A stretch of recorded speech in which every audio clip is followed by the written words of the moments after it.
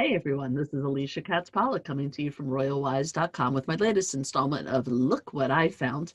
I'll be your tour guide. What I'd love to do is uncover all of the new features that show up in QuickBooks Online because, as you know, it's a live living computer system. And so Intuit is always testing out new features to see what people think. And so I want to show you some of the things that I found, that some of which I really like and some of which are kind of but it's kind of cool to see that the product is always evolving. So let's take a look. I'm going to go ahead and share my screen with you.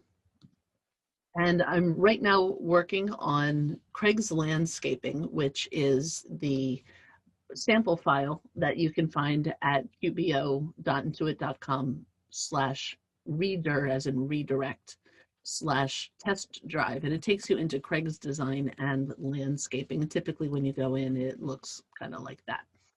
The first thing that I want to point out is that your familiar landing page has changed. What the dashboard right here now has two tabs on it. There's a Get Things Done tab and a Business Overview tab. The Get Things Done is shortcuts straight to your most common activities, or so that you can see what's happening in your bank feed, so you can go in and you know that you have some transactions to accept.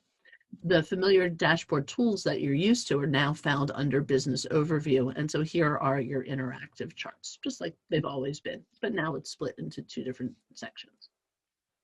But where I want to take you today is up under the gear to QuickBooks Labs. And when I click on the gear, here's QuickBooks Labs right here. And this is a great place to check out all of the new tools that QuickBooks is beta testing, meaning they want to get feedback on them to see how they're doing before they release them to the public. I'm not going to go over all of them, but I am going to show you three different ones. The first one is QuickBooks Themes, and I'm going to go ahead and turn that one on. And this allows you to do kind of what's popular on your iPhone or on your Macs, where you have either a light interface or a dark interface, which really helps not get that blue light into your eyes all the time. I'm also going to turn on the Cashflow dashboard widget, which is one more chart that they're testing out. And I'm also going to turn on the community reports. And this is cool. When you create a customized report, you have the ability to save it out to the community, and then you can go look at what other reports people have found useful to enhance their business or to understand their business. Community reports has been available in QuickBooks Desktop for years, but now they've come to QuickBooks Online as well. Now that I've turned these on, I'm going to go down to the bottom right-hand corner and click on Done. And let's take a look at each one in turn. For the dark feature, I'm going to click on the gear up here, and then I can now see this new option here for themes. So I'll click on Themes, and it gives me the ability to toggle on the dark mode. You ready? Ooh, spooky. So what it's done is take anything that's white and turned it black, taken anything that's black and turned it white. And as I go around to the different sections, you're going to find that it has better or worse effects depending on what you're doing. Some of the implementation is really solid, and some of it leaves a little bit to be desired. Like here I am in the bank feed, and the feed itself looks pretty good, but you know, usually the white-green matches are now black-green matches. They're a little harder to see, but you know, once I get used to that, that's no problem. What doesn't look quite snazzy is when you click on your different accounts up here, the blue does not go all the way across anymore. And so, you know, for me, that's not a deal breaker. I can still see what I'm doing. It's just not very pretty. So what you're going to find is as you go through to the different sections of QuickBooks, some of it is going to look great and some of it is going to be a little meh. Like, let's go see what happens when I run a profit and loss report. And there's what it looks like. So yeah, you know, I could get used to this. I think for a lot of these things, it's going to work fairly well. If your file does have tags turned on, I've noticed that the tags don't play too well with the dark mode. But you know, I definitely can see how this is going to help with my eye strain for sure. For the sake of this exercise today and looking at the new features, I am going to now turn themes off so that I can show you what they're going to what all the features are going to look like in regular life. But there's my dark mode, and it's now waiting for me right there. Let's go back to the dashboard, and you might have noticed that when we came in here a minute ago in dark mode that there is now a new cash flow manager report right here. And this allows you to show either 12 months, 6 months, 3 months, or this month. Let's go ahead and make this, since there's only 3 months in the test file, let's break this out to 3 months. And now I can hold my cursor over these and see my money in and money out on a monthly basis. And this is the money in and money out. So the green is my money in, my blue is my money out. Looks like I got some invoicing to do. There's also another button here for cash balance, which now shows me how much cash I have in. Now, if I have more in expenses than I have in income, it's going to be below the $0 line. So that's what's happening on this particular file. But what's neat about this, and we can't really see it in the test drive, is that when you now have 12 months of data in here, and you have sometimes when it's up and sometimes that it's down, it's actually going to go up, down, up, down, up, down, up, down, above and below the line, depending when you are solvent and when you are overspending.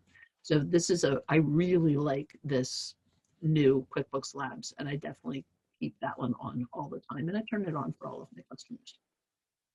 The third lab that we turned on was custom reports. So if I go over to the reports, I now have a new fourth tab that says community reports. These are all different reports that have been contributed by the community. So if you have a report and you create a custom report and you save it out to all, then you will be able to see your own reports up here as well. Now let's see how long this sits and spins. Dun, dun, dun, dun. There we go.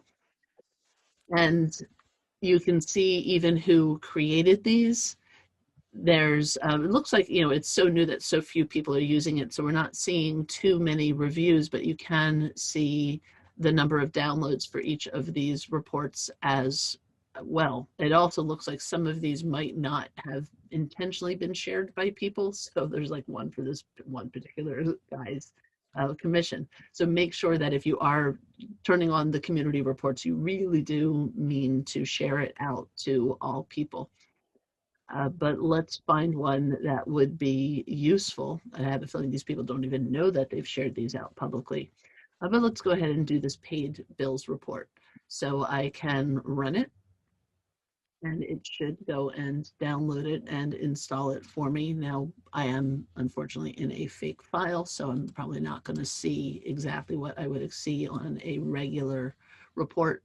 So that was actually a fail, but not because necessarily of the reports issue, probably just because I'm in a test file and I don't even have that particular data. But it's neat to see that there are all kinds of creative ways of creating your reports and running different reports. And the fact that we can now share them out with the community is going to be an asset for a whole lot of people. Let's see if we can find how that is actually created. So if I go into my standard reports, let's just do a quick customization and see about what it looks like when you try and save them. So I'm going to take a year-to-date profit and loss report, and I'm going to break this out into months. So now I see my P&L broken out by month. And when I save this customization, here's the section where it says share reports with community. And so when you check that out, know that these reports are going to go out to your community. Now, it's not going to send out the actual data itself, just the structure and the customizations and the filters on the report. So, only send out the ones that are going to be general enough for other people to use. That one that had the sales rep, maybe somebody can go in and edit it and choose a different sales rep. So that's how the community reports work. And again, where I found all of these were up under the gear and then in QuickBooks Labs. And so if you try something out and you decide you don't want it anymore, then you just come back in here and you say, no, I don't want it. And what they will do is ask you for your experience. And I'm actually going to say no on this one, but I will say on the community reports, when I turn that one off, let's go ahead and receive the feedback that, and I'm going to say some people seem to be sharing reports that are specific to their company file.